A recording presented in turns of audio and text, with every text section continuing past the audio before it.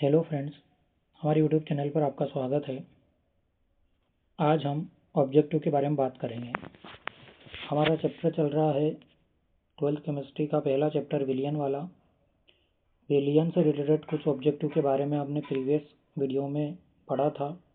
आज कुछ और इम्पोर्टेंट ऑब्जेक्टिव लेकर हम आपके सामने आए हैं जो बोर्ड एग्ज़ाम में या बोर्ड एग्ज़ाम के लिए बहुत ही इम्पोर्टेंट है।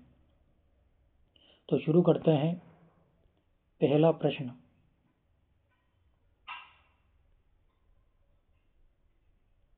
सोडा वाटर होता है। सोडा वाटर जो होता है CO2 प्लस H2O का विलयन होता है।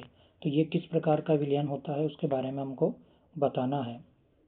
तो सोडा वाटर या CO2 प्लस H2O का जो विलयन होता है वो किस प्रकार का होता है। तो 4 ऑप्शन दिए गए हैं सोडा वाटर के लिए। गैस का जल में विलयन, जल का गैस में विलयन, गैस का ठोस में विलयन, ठोस का गैस में विलयन। तो यहाँ पर CO2 गैस होती है विलेय के रूप में और जल जो होता है वो विलायक होता है। तो पहला ऑप्शन जो है इसका सही है, गैस का जल में विलयन का उदाहरण है। दूसरा प्रश्न हम देखते हैं, पीतल होता है। दूसरा प्रश्न है पीतल होता है या पीतल किस प्रकार का विलयन होता है उसके बारे में बताना है। तो पहला ऑप्शन है इसमें द्रव का ठोस में विलयन, दूसरा है ठोस का ठोस में विलयन, तीसरा है ठोस का द्रव में विलयन, चौथा है द्रव का द्रव में विलयन। तो यहाँ पर पीतल जो होता है, पीतल एक मिश्र धातु होती है जो कॉपर प्लस जिंक से मिलकर बनी होती है। दोनों ही पदार्थ ठोस होते हैं, तो विलेय भी ठोस होता है और विलायक भी ठोस। तो ये ठोस का ठोस में विलयन का उदाहरण है। अगला प्रश्न देखते हैं, पारे का सोडियम के साथ अमलगम। तो पारा द्रव अवस्था में होता है, सोडियम ठोस अवस्था में होता है। पारा विलेय अवस्था में होता है और सोडियम विलायक के रूप में होता है।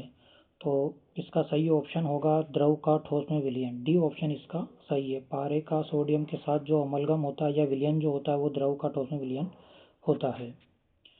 अगला प्रश्न देखते हैं हम, कपूर का नाइट्रोजन गैस में विलयन। कपूर विलेय है और नाइट्रोजन जो गैस है वो विलायक के रूप में काम करेगा।